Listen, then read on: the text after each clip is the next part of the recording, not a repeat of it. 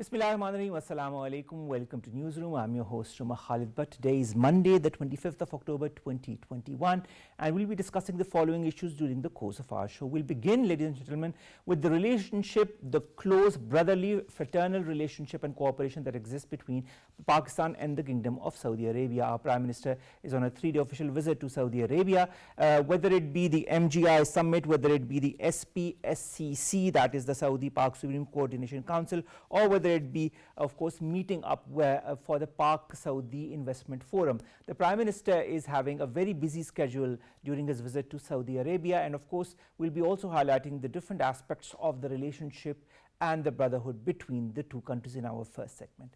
In our second story, ladies and gentlemen, we will be talking about social media with an emphasis on Facebook. Now, Facebook, as per a report that has recently been released in India, has been selective in curbing hate speech and misinformation, particularly when it pertains to anti-Muslim content.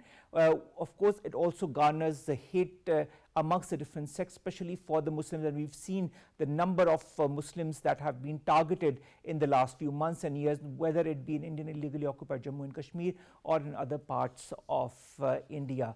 We'll be talking about that and how impactful is social media platform such as Facebook on further aggravating hate amongst the different communities, particularly towards Muslims. In our third story, ladies and gentlemen, we'll be talking about Indian illegally occupied Jammu and Kashmir, of course, because it's very important. A 19-year-old man by the name of Syed was killed in another attack by the forces in Indian illegally occupied Jammu and Kashmir.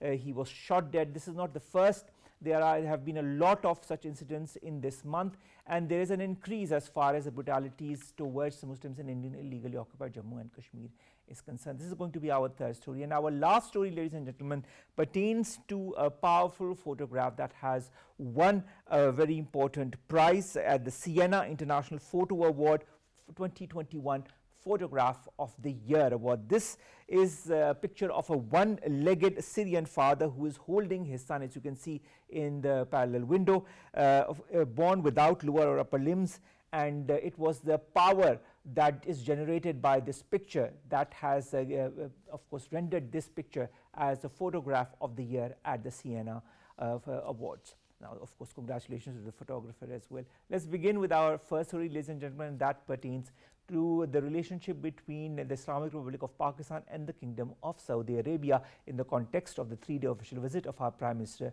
to the kingdom. More in the following report.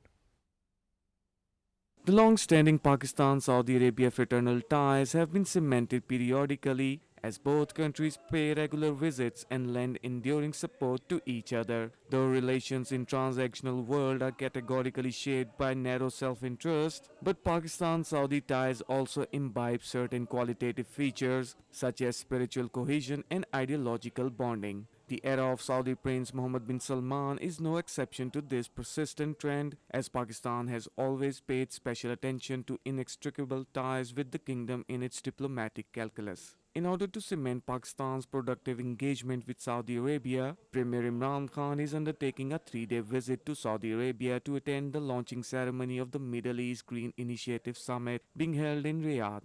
As a torchbearer of green ambitions, Prime Minister Imran Khan will share his perspective on the challenges faced by developing countries due to climate change, while shedding light on Pakistan's scramble for nature-based solutions to address the environmental challenges.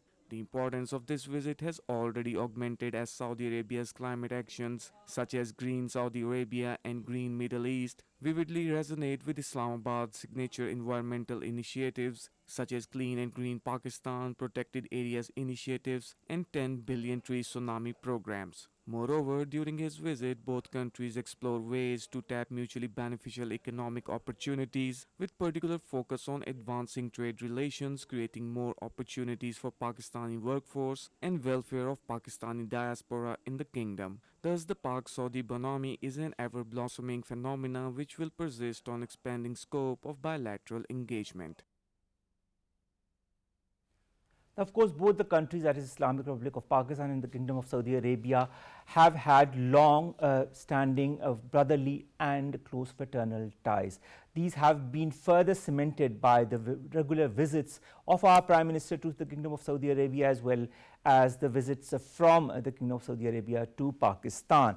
To talk more about this, of course, gamut of relationship, we will be, of course, discussing in detail about how important is it for both the countries to work together in different spheres. There are different avenues of cooperation between the two important countries, whether it be a convergence of interests of both the countries, especially in the whole context of the MGI summit. A clean and green Pakistan 10 billion tree tsunami is an example that Pakistan could carry forward to the Kingdom of Saudi Arabia, showing them how things could be done in an effective manner as far as their MGI summit is concerned, because they are also going towards a green initiative for the Middle East. Now, apart from that, there are also different other avenues of cooperation that have been going on between the two countries, especially in the field of economy. There is clean energy. There are so many other fields. There are also different issues that have been handled in a deft manner between the two countries, whether it be the prisoner transfer deal, of which a contract was recently signed in May of this year between the two countries, so that the prisoners could be effectively swapped between the two countries. Also, it has helped bring back home a lot of prisoners that were there in the Kingdom of Saudi Arabia. Our Prime Minister Imran Khan also in the month of May this year visited the Kingdom of Saudi Arabia and met with the Foreign Minister of Saudi Arabia and other dignitaries as well, in order to further forge this relationship between the two countries. Then, of course, the Foreign Minister of the Kingdom of Saudi Arabia also came to Pakistan in the month of July this year. He met with his counterpart Shah Mahmood Qureshi Saab, the Saudi Foreign Minister Prince Faisal bin Farhad Al Saud. At the moment also assured Pakistan of its unflinching support in different issues. There is also a convergence as far as the geoeconomics of the country is concerned, especially with context the context of the Indian illegally occupied Jammu and Kashmir region. Both countries have a similar point of view when it comes to the disputed region as well. At one time also, Saudi Arabia had said, that is in May this year, that it could help reduce tensions between Pakistan and India. This was the Foreign Minister of Saudi Arabia who had said that at that time. Let's talk more about the whole gamut of relationship and the cooperation between Pakistan and Saudi Arabia with our guest Syed Muhammad Ali. He is a Director Strategic Affairs of CAS. Ali, thank you very much to have joined us. Ali, our Prime Minister is visiting the Kingdom of Saudi Arabia for the second time this year. The Foreign Minister of the Kingdom of Saudi Arabia also came earlier this year to Pakistan. We seem to have a lot of high-level visits between the two countries. Are we going towards a stronger relationship between the two countries, a better understanding of each other's foreign policy initiatives? Thank you, Umar. Always a pleasure to have you.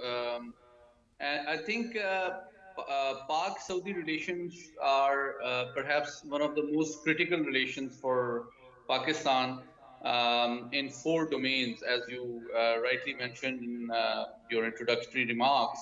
But thankfully, with this visit of Prime Minister Imran Khan, they are likely to expand, deepen, and diversify further in future. These four pillars are obviously starting from a common faith. Secondly, there are a lot of political convergences. Saudi Arabia is one of the main players in the OIC contact group in the United Nations, which regularly plays a very important role in terms of supporting the Kashmir cause. Thirdly, the largest share of the overseas remittances by Pakistani diaspora emanate from the Saudi Arabia-based Pakistani diaspora. And fourth is the energy security. The fourth pillar of this relationship is that Pakistan is heavily dependent on energy, safe, secure, reliable supplies of oil from that country, at times on very considerate rates or delayed payments as well. Now, this visit had added two further facets, which is the diversification in the trade and economic sphere, and also environment and climate change. So I think these relations, Omar, are becoming more comprehensive more elaborate and more deeper than before. We also have a relationship as far as defense and counter-terrorism is concerned. Do you feel we need to look into that as well and further strengthen these two avenues? Omar, I think that's a very important point because I think we both have a common concern in terms of the threat of terrorism. And I think there are areas in which both countries can cooperate and learn from each other's experiences in different areas. For example, Saudi Arabia has developed a very successful counter radicalization program within its society. And we also developed something similar in KPK. Because when we talk about counterterrorism, it's not just the kinetic aspect, but it has an educational aspect, it has an intellectual aspect, it involves the curriculum, it involves the public narrative, it involves the role of madrasas, the role of our religious leaders, and also our mosque, which is a very important institution in both countries. So I think there are areas in which both countries can benefit from each other's experiences for combating terrorism and also reducing extremism in both countries. And I think a very important initiative you must recognize by the current Crown Prince is that he has led a very bold and substantive initiative in terms of reducing the extremism and opening up of the Saudi society. So I think there are a lot of areas in which we can cooperate and learn from each other. All right, now just a couple of minutes back, our Prime Minister was addressing the Pak Saudi Investment Forum, in which he said, and I quote, "I can assure Saudi Arabia that whenever there is a security threat to it, Pakistan will always stand by Saudi Arabia to uphold its defense." Now, of course, this was another statement in the whole context of the defense ties between the two countries. How much do you feel Saudi Arabia trusts Pakistan as far as standing by its side in case of any emergency situation? Umar, I think that's a very important pillar of this relationship. Pakistan has consistently provided Saudi Arabia assistance in terms of training their officers in all three services, Army, Air Force, Navy. They regularly visit PMA, Kakul, also Staff College Quetta and NDU Islamabad, where I've been teaching myself. And also we have joint exercises in all three services. We recently held a very important exercise which involved Royal Air Force and also the Saudi Air Force fighter aircraft were visiting Pakistan. We also have very close relations between the two navies as well as Army. So that is a very important relationship, but also in terms of helping Saudi Arabia protect its territorial integrity against any foreign aggression, and also the very important sacred cities and sites that Makkah and Medina have. So this security relationship needs to be seen in that context. That does not mean that Pakistan will participate in any conflict that Saudi Arabia chooses to engage on its own with some of its neighbors. So I think this is a very important clarification that people need to understand, that we are providing them in terms of capacity building, in terms of training, in terms of also advising them what equipment to procure, how to use it, training their officers, their military leadership, but also protecting the most important sacred sites for our common faith. So these, and also helping Saudi Arabia in case of any threat or risk of foreign aggression. All right, now Ali, investment or economic cooperation is also something that is quite important, especially for Pakistan, that is trying to open up its avenues of investment, and that is also something that was reiterated by our Prime Minister when he was talking to the Pak Saudi Investment Forum. How much can Saudi Arabia help Pakistan in acquiring that investment, either from Saudi Arabia or from other brotherly countries of Saudi Arabia? I think this is another very important area in which there is a lot of room for cooperation. But I think besides the government-led initiative, Pakistan's Chamber of Commerce and Industry and Pakistan's energy sector needs to take the initiative in terms of identifying areas in which the Saudi energy sector and other industries can also invest in, because it is very important that our ease of doing business needs to be improved. The cost of production needs to be reduced, because Saudi Arabia is also looking for countries and partners where they can invest further in terms of their energy cooperation. And they have sought cooperation from China. And let me frankly tell you, they have also sought cooperation with India. The Saudi foreign minister was recently visiting India. So when it comes to economy, I think we need to unemotionally and professionally,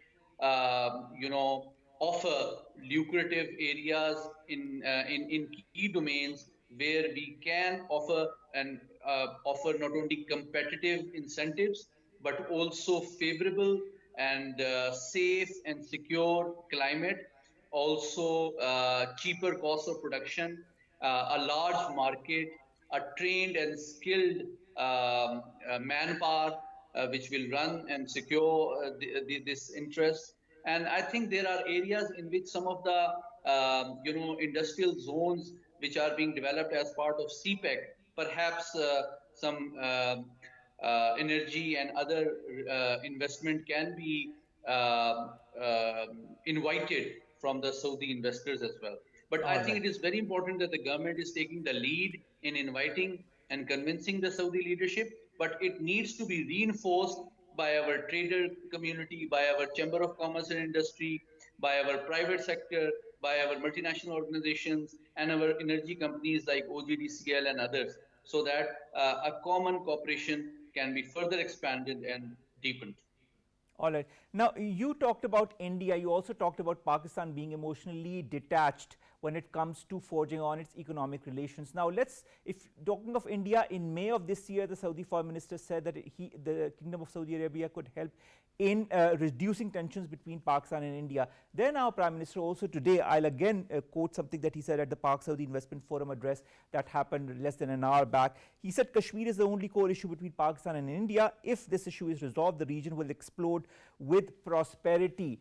Do you feel, very frankly, Ali, that Saudi Arabia could help diffuse the tensions between the two countries in a manner in which core issues could be resolved and both countries could eventually work together on different realms?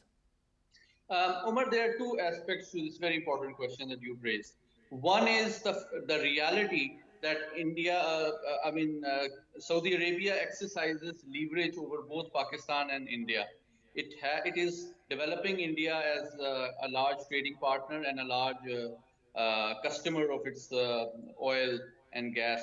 But it also has very close, deep, historic ties with Pakistan. So it is a reality that Saudi Arabia has leverage over both countries, and it can play an important role in managing this relations and also reducing the tension. But when it comes to conflict resolution, I think it would be somewhat unrealistic, because Pakistan is heavily dependent on the Saudi support in the OIC contact group in the United Nations, which is perhaps the leading multilateral forum where Pakistan regularly raises the issue of Kashmir in order to remind the United Nations of its responsibility to force India to hold the plebiscite that it has promised the people of Kashmir, and also implement the resolutions that UN has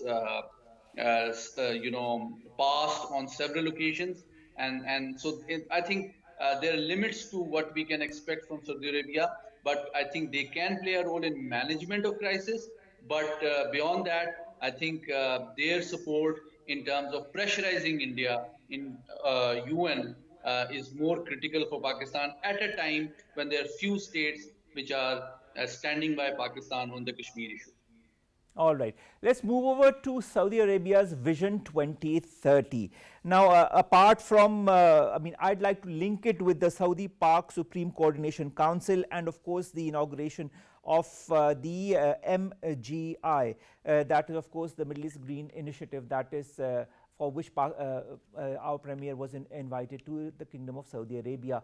How do you foresee Vision 2030 of the Kingdom of Saudi Arabia in further cooperation with countries such as Pakistan in different avenues? A, and B, how much do you feel Pakistan can help the Kingdom of Saudi Arabia from its example of the clean and green initiatives that it has launched, whether it be the 10 billion tree tsunami, whether it be the clean energy initiatives or others? Umar, this is a very critical aspect of the bilateral relationship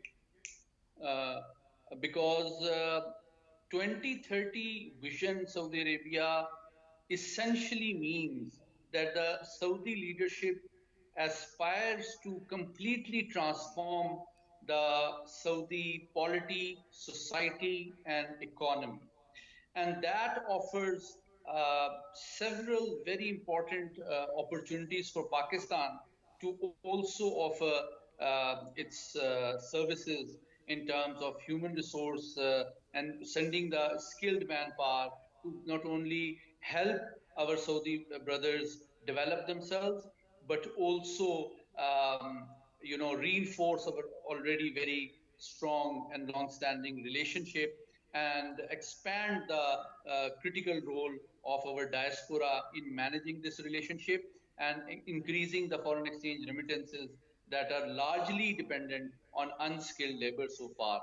So I think the Saudi leadership, and in particular their crown prince, aspires to transform Saudi Arabia and make it more of a trading nation, which relies heavily on knowledge economy, on trading, on investments, and reduce its dependence not just on foreign labor, but also on the hydrocarbon exports because of Paris Treaty, because of technological advancements, because of the declining need and demand for carbon-based fuels. I think I admire and appreciate the foresight of the Saudi leadership that in 10 years' time, they anticipate an environment in which the exports of oil and gas might decline, and for to cater to the need for a growing population, they need to offer not only opportunities for employment, but also for economic development and international exports, and reduce the level and dependence on the oil exports. I think All in right, all that right. Thank you very much, Ali. Thank you very much, Ali.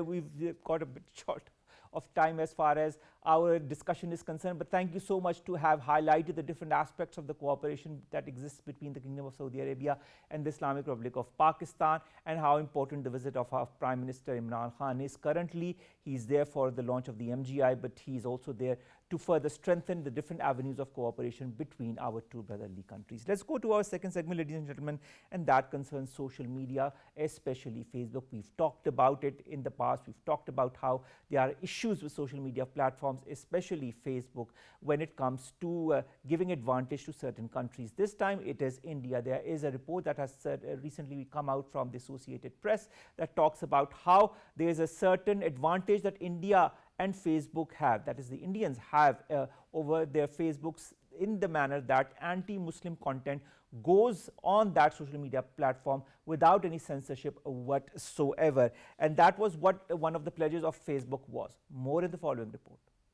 Social media sites, despite being subject of intense scrutiny and controversy, serve as vital channel of communication to connect people, businesses and communities worldwide, rendering the world as virtual global village. More than 3.5 billion people around the world use Facebook, Instagram, Messenger and WhatsApp to communicate with friends and family, propagate political ideas and expand their businesses through advertising and outreach. The utter reliance upon social media giant exposes the vulnerability of global audience to alleged harms that its services are causing, as propounded by whistleblower Francis Hogan, who accused Chief Executive Officer Mark. Amid mounting allegations of exhibiting lax attitude towards misinformation, propaganda, and hate speech, an investigation suggests that Facebook has selectively chosen what hate speech it intends to circumvent in India. According to leaked documents obtained and revealed by the Associated Press news agency, Facebook deliberately deterred in curbing divisive content, particularly incendiary Islamophobic content in India. Thus, in India, Facebook grapples with amplified version of its challenges as the digital landscape of the country is ripe with agenda-driven hate speech and fake news spread by Modi's ruling BJP activists. Communal and religious tensions in India have a history of boiling over on social media and stoking violence. Wall Street Journal reports last year suggested Facebook was selectively enforcing its policies on hate speech in India to avoid a backlash from BJP, whereby Modi and Facebook CEO Mark Zuckerberg close ties is an open secret. The careful introspection of recent investigations depicts that tech giants are embroiled in blatant corporatization, and garnering astronomical profits is only agenda of social media sites, which exposes overly dependent global audience to misinformation, hate speech, propaganda, and harmful content.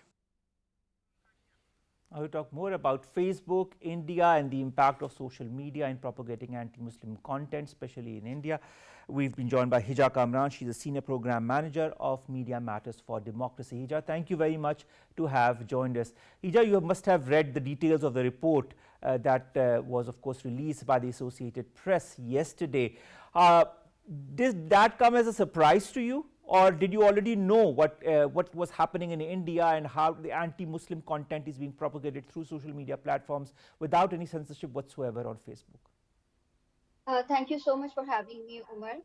I think this is not a surprise with what's happening at Facebook and all the revelations that we're seeing in the news now. And honestly, it did not surprise me or anybody else who has been monitoring the situation for the past couple of years.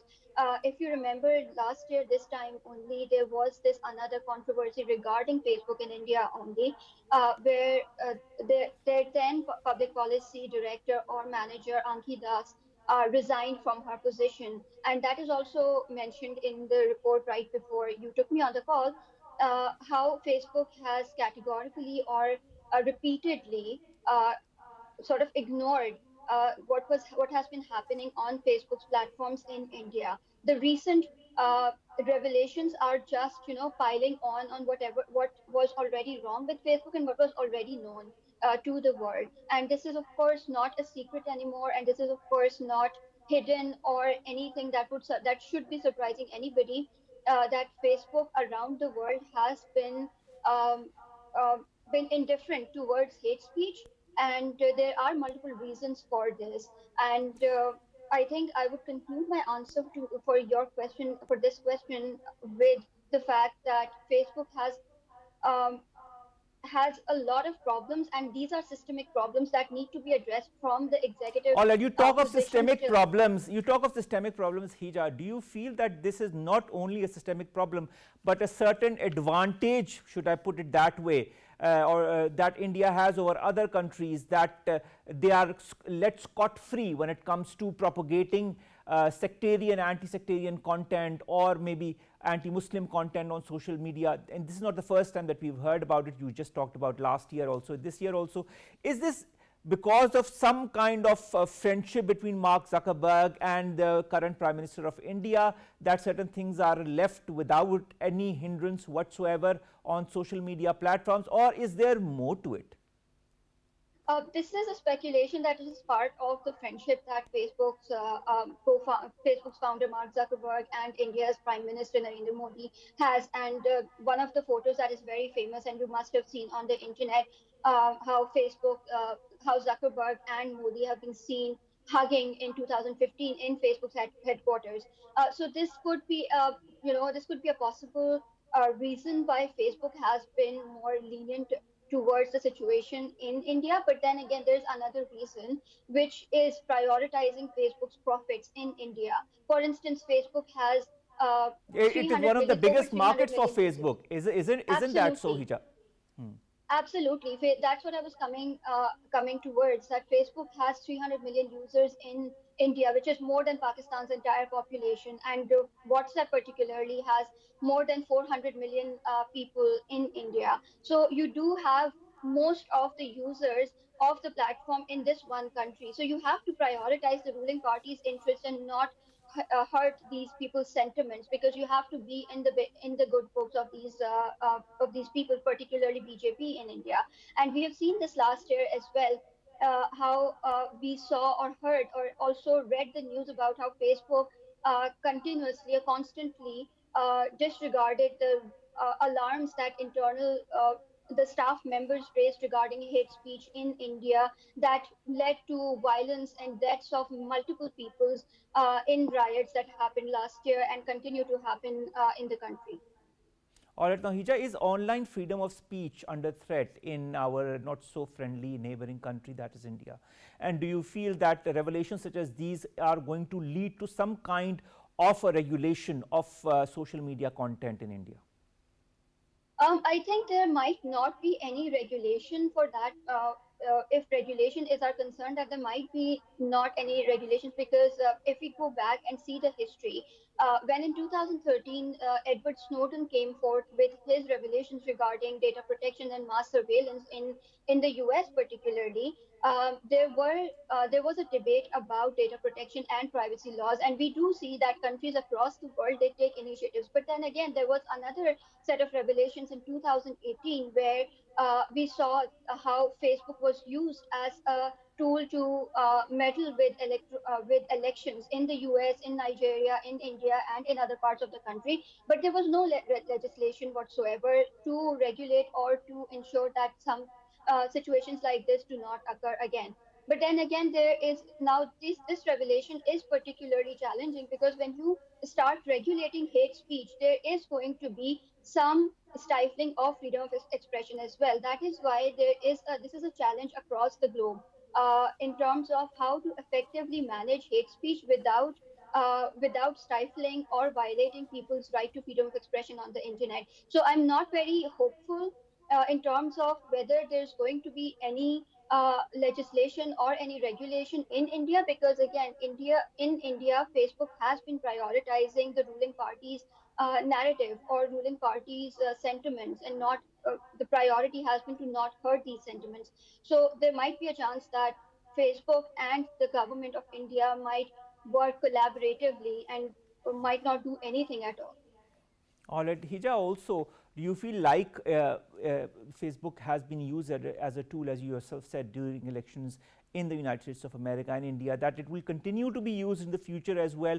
Or do you feel in time Facebook will maybe come out with a certain set of rules under which the platforms such as Facebook or WhatsApp cannot be further used for electoral processes? They did take some steps after Cambridge Analytica's revelations in 2018, where they sort of limited the elections ad spending or political parties ad spending on Facebook's own platform, and also on WhatsApp, with regards to controlling spread of misinformation on the platform. But then those there is always a workaround, and if you're dedicated, and people who are dedicated to spread misinformation or spread or use the platform to meddle with electoral processes, they are going to find the way. And this is what happened after 2018 as well, that these platforms continue to be used to continue to be used to influence people's narrative or influence people's decisions about elections. So All there right. will always be a loophole, or there's always be a workaround regarding how these platforms are accessed or used. When you talk of work around or loopholes, I'll go to the whistleblower, the Facebook whistleblower, Frances Hogan, who told the British Sunday newspaper, The Observer, that Zuckerberg had not displayed a desire to run the platform in a way that protects the public from harmful content. Do you feel equal rights need to be given to shareholders of social media platforms such as Facebook or WhatsApp, so that it could be much properly regulated instead of being in the hands of one person? Absolutely, and this is a global debate as well. That Zuckerberg has been controlling the entire platform single-handedly for as long as Facebook's history goes. So there is definitely a need to break up this chairmanship, or break up this, the control that that Zuckerberg has on Facebook, and shareholders having some rights, or some people also suggest that Zuckerberg has to step down as the chairperson of Facebook, or the single party controlling or taking major decisions in Facebook, because he is one person taking decisions about a platform that has an impact globally. So A, there is going to be bias. B, there is going to be a lot of situations that he does not fully understand. And C, there are going to be the interests of people closer to him, or people who he is friends with, and that's what we discussed earlier in terms of Facebook and India's relationships as well. So having or dividing this power to multiple people is definitely going to help It gives a more regulate diversity of Facebook's opinion when decisions. it comes to controlling such hate speech, especially emanating from a country where hate is on the rise. We're talking of India. Thank you very much, Hija, Kamran, to have joined us and to have talked to us about this very important issue, because a lot of us across the world are logged on to our social media platforms, whether it be WhatsApp or Facebook, in order to understand and know the latest of details. And if you propagate a certain content in a certain manner, then of course you also change the mindset of the people of that region. So of course, let's see what happens in the coming days, months, as to whether Facebook and WhatsApp regulate their content in a much more effective manner. Let's come to our last two stories very quickly. We'll come to Indian illegally occupied Jammu and Kashmir, Srinagar, where a 19-year-old man, Syed Ahmed Rathar, was killed by the Indian security forces. And this is just one in a list of the number of casualties that we have seen in Indian illegally occupied Jammu and Kashmir. Not only casualties, but also people that have been, hundreds and hundreds of people that have been incarcerated, put in jails and detained, just so that the movement that is going on in Indian illegally occupied Jammu and Kashmir by their own people against the rule of the current government and the armed forces, where 500,000 plus troops are currently present in Indian illegally occupied Jammu and Kashmir. It is high time then, of course, the different organizations, the different important countries across the world in the West understand the plight of the Kashmiri people, because this is going unabated. People are getting murdered, are getting killed almost every single day in the Indian illegally occupied Jammu and Kashmir. And until and unless some stringent control or measures are not taken by the important bodies that regulate the world, like the United Nations, like the US or the EU or the other important countries that matter, including China as well and Russia as well, until then this will go unabated. And India and Indian illegally occupied Jammu and Kashmir is slowly and steadily going down a certain path which is not going to bode well, not only for the region but for India itself. Let's go towards our last story of the day, and that is about a photograph that has gotten the Best Photograph Award at the Siena Awards. These are very important awards that are held once every year, and at these Siena International Photo Awards, otherwise known as SIPA 2021, this photograph got the Best Photograph of the Year, or the Photographer of the Year award. This is a Turkish photographer, Mehmet Aslan. He was recognized as the overall winner in his in the photograph that is titled Hardship of Life. You can see his photograph right here. This is the photographer, not the photograph. This was taken in the district, the photograph was taken in the district of Reyhanli in the Turkish province of Hija at the border with Syria. It depicts an emotional moment between a father who has lost one leg and who is holding his son, who is born without limbs due to a congenital disorder caused by medications his mother had to take after being sickened by the nerve gas released during the war in Syria. It gives a very, very important message against war, against the atrocities, against the victims of these atrocities in different areas of the world. It is high time, again, I mean, I cannot say it enough, that we change the whole perspective of war. We change the whole perspective of how the victims are treated and how they are subjected to different atrocities, whether it be in Indian illegally occupied Jammu and Kashmir, whether it be in Syria. And a photograph such as this is a very, very strong message that goes across to the world through just a simple photograph, a simple but very effective photograph. With that, ladies and gentlemen, we come to an end of today's newsroom. We'll see you inshallah tomorrow with new segment stories that matter to you, us and to Pakistan. Till then, stay very vigilant for dengue and COVID-19 that are still prevalent in Pakistan. The number of cases of dengue are slightly on the increase, but COVID-19 is also there. Get yourselves vaccinated and follow the SOPs. Allah Hafiz.